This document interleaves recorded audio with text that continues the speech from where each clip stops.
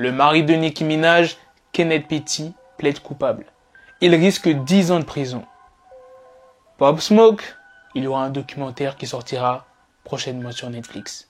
Il y aura d'autres news dans cette vidéo, donc sans plus tarder, let's go pour les news. L'artiste Roddy Ricch annonce son deuxième album, Live Life Fast. Il y a aussi l'artiste Kehlani qui a annoncé son nouvel album, qui s'intitule Blue Water Road. L'album sortira cet hiver. Elle a partagé aussi une petite bande-annonce. Bienvenue dans mon monde. Meek Mill a annoncé la sortie de son nouveau projet qui sortira le 1er octobre. Pour l'instant, on ne connaît pas le nom de son projet, mais voici la cover. L'artiste Kid Cudi a aussi annoncé la sortie de son prochain projet qui s'appelle Intergalactic. Il y aura aussi une série d'animations qui sera disponible sur Netflix en 2022. Il y a du merch de Playboi Carti qui vient de sortir. Il y a un casque Narcissist qui coûte 5000 $, les gars. Maintenant que je vous ai parlé des prochaines sorties, venons aux news principales. On va commencer par Kenneth Petty, le mari de Nicki Minaj. Pour quelle raison il a plaidé coupable? Pour quelle raison il risque 10 ans de prison? Alors pour ceux qui ne sont pas du tout au courant de l'histoire de Kenneth Petty a été condamné pour tentative de VIOL à New York en 1995. C'était avec une fille de 16 ans en septembre 1994. Il a passé environ 4 ans et demi en prison et selon les registres des détenus, il doit se faire enregistrer comme délinquant sexe, vous connaissez la suite, chaque fois qu'il déménage.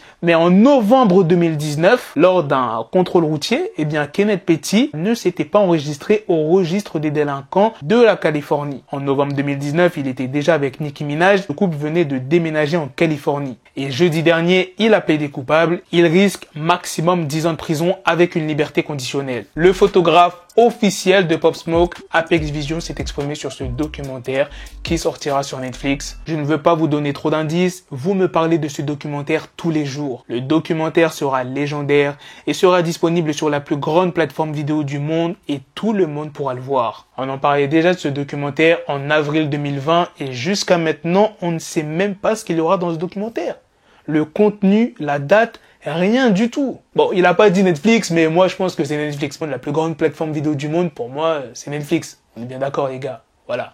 Maintenant, passons à la dernière news qui est sur Waka Flocka Flame et Soulja Boy qui ont critiqué la tenue de Kid Cudi au Met Gala. Dans une émission, Kid Cudi a dit que Kanye West le respectait pour avoir porté une robe. Il a affirmé que le fait qu'il s'habille exactement comme il souhaite donne confiance aux enfants et leur dit d'être eux-mêmes et de faire ce qu'ils veulent faire. Voilà les gars, c'est la fin de cette news sur Waka Flocka Flame et Soulja Boy qui ont critiqué la tenue de Kid Cudi. Il y a aussi la tenue de Lil Nas X qui a vraiment fait parler, qui a été très critiqué. Dites-moi dans les commentaires quelle est la pire tenue, mais quelle est la tenue qui a été le plus osée lors de cet événement, soit la tenue de Kid Cudi ou bien la tenue de Lil Nas X. Qu'est-ce que vous en pensez de la news sur Nicki Minaj, Kenneth Petty? Moi, je veux plus réagir à la news sur Pop Smoke, sur ce documentaire. J'ai l'impression que à chaque fois qu'un artiste meurt, faut sortir un documentaire.